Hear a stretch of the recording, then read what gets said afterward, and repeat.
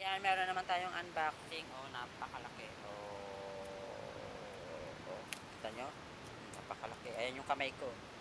Ayan siya. Oh, diba? Napakalaki ng ating unboxing.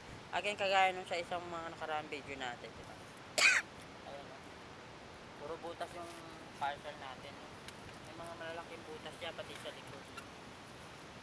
Ayan, oh. Kawawa naman. So, sa mga supplier, napakidoble naman yung plastic dito, no? Nasisira eh, no?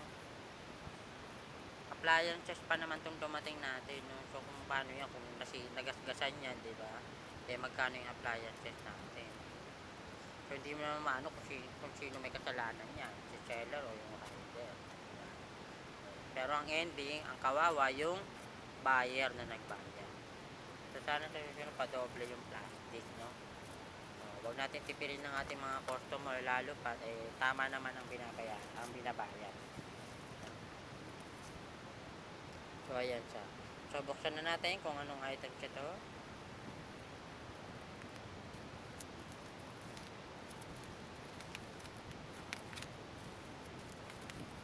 Ayan. So pag binuksan mo siya, no, isang bubble wrap lang yung ginamit. Diretso items na agad. May karton naman siya, kaya lang sana dinoble. Yung iba kasi kuripot, di ba makikita ninyo pag nag-order. Pati yung mismong binabalot sa item, pinapabayaran natin. Yung dami-dami naman nilang karton. Kuripot.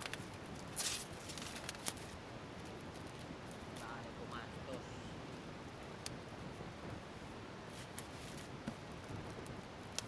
So ayan yung dumating natin. Rice cooker ang dumating.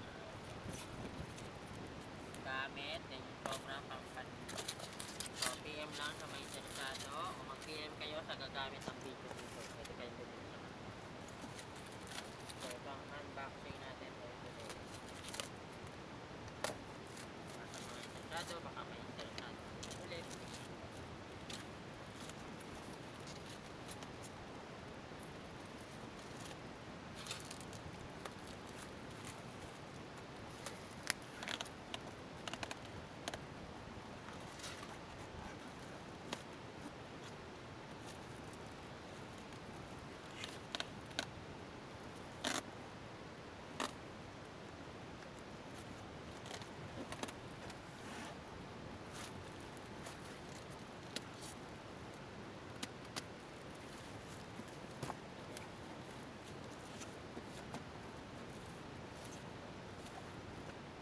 So ito-testing natin sa next video natin. Ayusin lang muna natin